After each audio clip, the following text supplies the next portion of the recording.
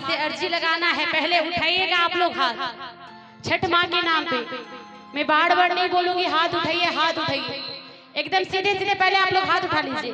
और ये कहना है हुक्कल पेली भिजल तिवैया हो, उगी है दीनानाथ, उगी है दीनानाथ।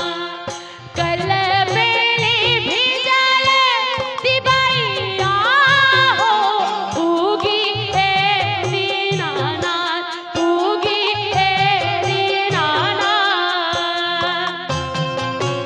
ताली की शिवा इधर से भी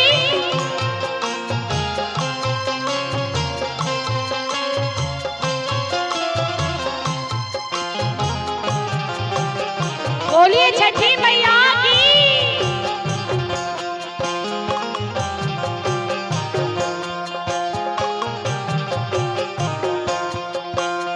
काल्हू से निहार रहे घटिया पे आगे,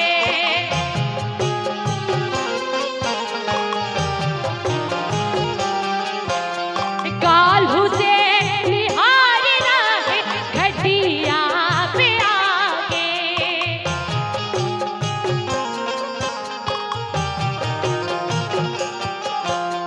बड़ा देर भइले गोसैया हो, उगी है दीनानाथ। बड़ा देर भइले गोसैया हो, उगी है दीनानाथ।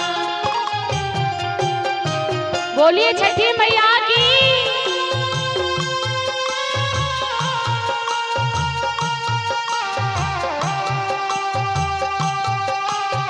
इधर से मीठी मीठी ताली के साथ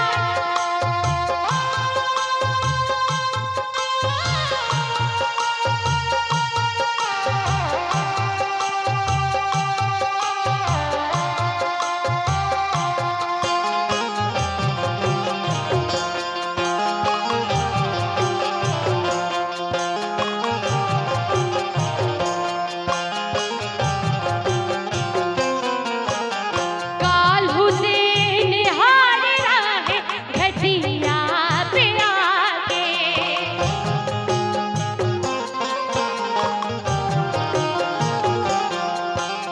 काल्हू से निहार रहे घटिया पे आगे।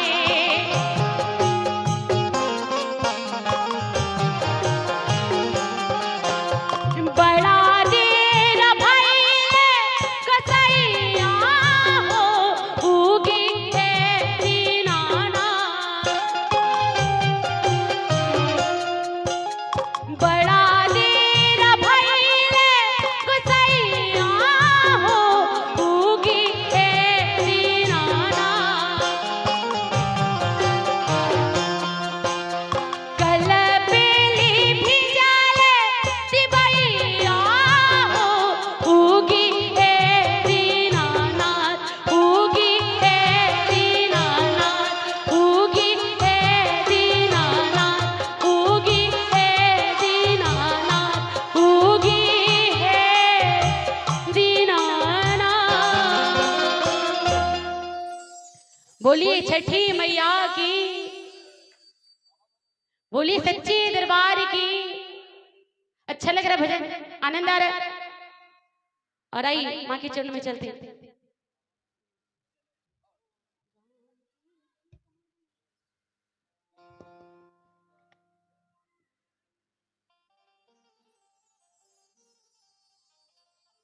और आई कहना माँ से माँ